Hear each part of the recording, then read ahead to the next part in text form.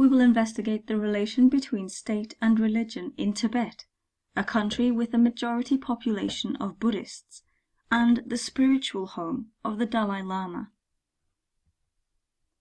Tibet was an independent country until it was occupied by Britain in the early 1900s, to be taken over by China soon after.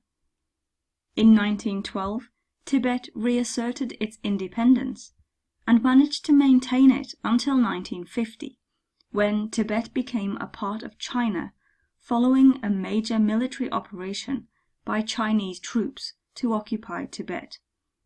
And it remains so to this day, but it is an autonomous state of China. This means that it rules itself.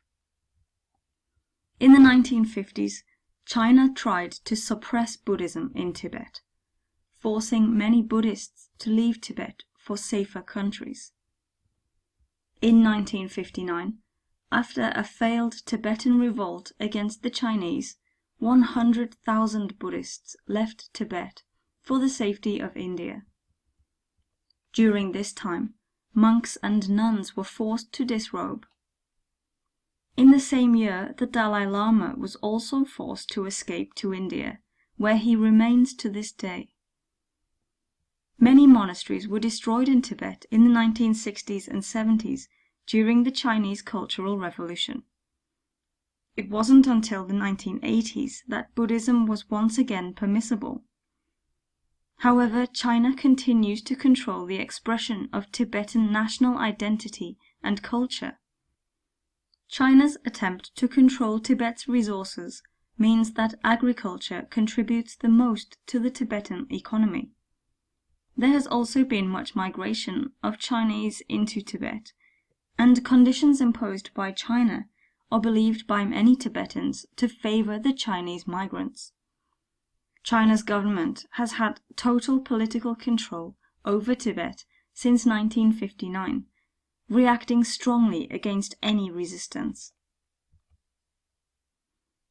Buddhism spread to Tibet in the 7th century. The Buddhism that exists in Tibet today is a branch of Mahayana Buddhism. Tibetan Buddhism has been influenced by the local cultures in Tibet, and so is distinctive from other forms of Mahayana Buddhism, as it developed in the Himalayas around Tibet. There are elements of Theravadan monastic discipline that have been incorporated into Tibetan Buddhism. Tibetan Buddhism is very well known today, largely because of the popularity of the Dalai Lama, the spiritual leader. Tibetan Buddhism has done Buddhism the service of saving many Buddhist texts, as they were translated into Tibetan in the 11th to the 14th centuries. The original Sanskrit texts have been lost.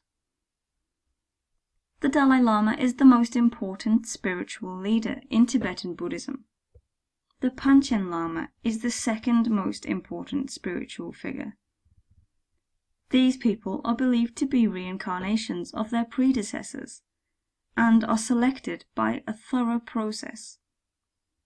The latest choice of Panchen Lama has seen conflict between the Dalai Lama and China, in disagreement on who it is that is the reincarnation.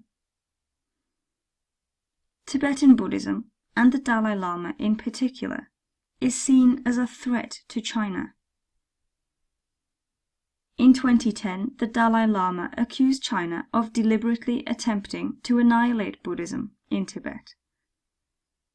Some predict that there will be much tension following the death of the current Dalai Lama, as they predict that China will attempt to take control of the situation and replace him with someone in the Chinese's political control.